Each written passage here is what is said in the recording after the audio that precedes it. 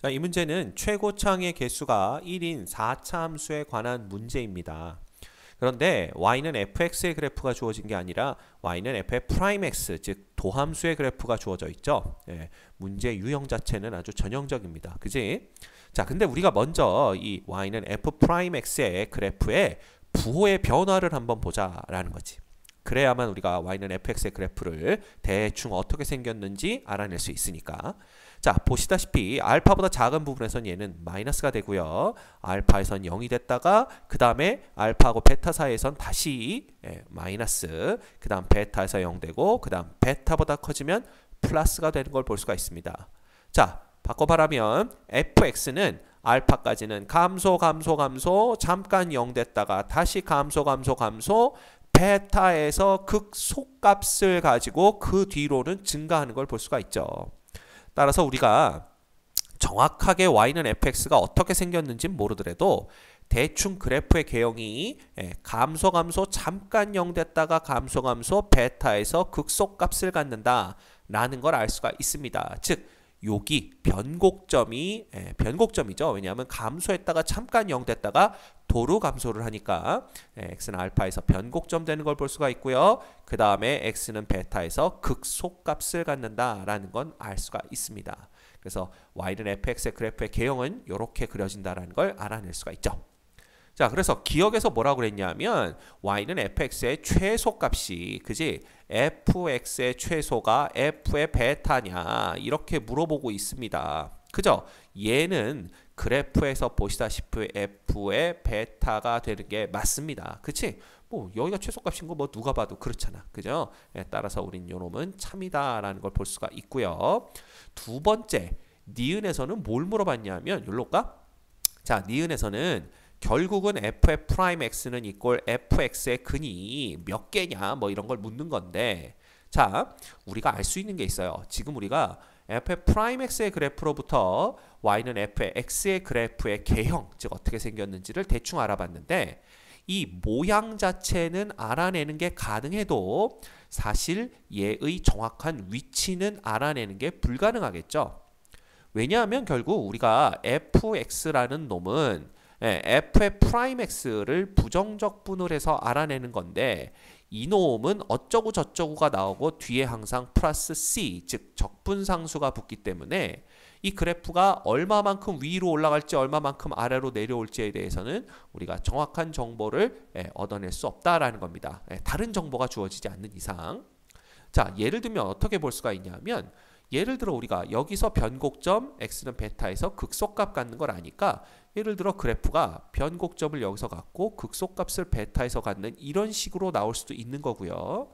혹은 그래프가 어떻게 그려질 수도 있냐면 여기서 이렇게 변곡점을 갖고 여기서 극소값을 갖는 이렇게 그려질 수도 있다라는 거지. 그지? 그럼 봐. 이 위아래, 위아래, 그지? 이 높이가 달라짐에 따라서 교점의 개수가 바뀌는 걸 볼 수가 있잖아요. 그래서 지금 문제에서 주어진 정보만 가지고서는 교점의 개수가 몇 개일지 정확하게 알 수가 없다라는 겁니다. 오케이? 그래서 니은은 거짓이다라는 걸 우리가 알 수가 있습니다. 그 다음 디귿 볼까요? 디귿엔 뭐라고 돼 있냐면 디귿에 우리가 sx라는 놈을 정의를 했어. 이 놈은 정적분 알파부터 x까지 ftdt야. 즉 f를 그냥 정적분한 놈입니다. 알파부터 x까지. 그지? 단 x가 알파보다는 크거나 같다라고 했는데 이놈의 최소값이 여기 또 물었어. 그죠? 요놈의 최소값이 s의 q다라고 얘기를 하고 있습니다. 이게 맞냐라는 거지. 자, S, PQ라는 건 뭐냐면 여기다 아예 쭉 올려서 우리가 한번 그려볼까요? PQ라는 건 뭐냐면 이 Y는 fx의 그래프의 개형이 대충 이렇게 생겼다고 그랬잖아. 맞지? 그런데 얘하고 x축이 만나는 두 교점의 좌표가 PQ라고 했던 거야. 그럼 예를 들어 x축이 이렇게 지나간다고 치면은 여기가 P고 여기가 Q 이렇게 되는 거고, 만약에 x축이 정확하게 변곡점을 이렇게 뚫고 지나갈 수 있으면 알파가 이꼴 P가 되는 거고 요 점이 Q가 되는 거고, 혹은 x축이 이렇게 뚫고 지나간다면 이 점이 P고 물론 x값이 이 점이 Q 뭐 이런 상황이 되는 거겠죠. 자, 그런데 우리는 어쨌든 알파부터 x까지 정적분을 해야 되잖아. 그러면 하나를 이렇게 그려볼까? 이렇게 그려봅시다. 이렇게. 그치? 그 다음에 우리가 편의상 이렇게 x축이 이렇게 지나가는 걸 우리가 상상을 해보자 이겁니다. 자, 그렇다면 여기가 바로 x가 알파가 되는 부분이고요. 여기가 바로 q가 되는 것을 볼 수가 있는 거지. 그렇지? 자, 그런데 잘 봐. 만약에 이런 경우를 생각해보자 이거야. 알파부터 q까지 정적분을 하게 되면은 결국 어떻게 되냐면 요 넓이에서 그지? 누가? 요 넓이가 빠진 값이 나오게 된다라는 겁니다. 그죠? 그럼 만약에 이 빨간색 부분이 더 컸다면 전체적인 정적분의 값은 양수가 나올 테고, 만약에 이 초록색 부분이 더 크다면 전체적인 정적분의 값은 음수가 나오는데, 우리는 이 빨간 부분이 요 넓이를 a라고 해볼까? 그 다음에 요 넓이야 정적분 값이 아니라 b라고 해보는데, 우리가 a가 더 큰 경우를 생각해보자 이거야. 그렇다면 봐, 결국은 s의 q라는 놈은 뭐가 되냐 하면 알파부터 q까지 ftdt 이렇게 되는 건데, 그래봤자 이놈은 a에서 b가 빠진 놈이 되고, a가 지금 더 크다고 가정을 했으므로 얘가 양수가 될 거라는 걸 알 수가 있는 거죠. 그죠?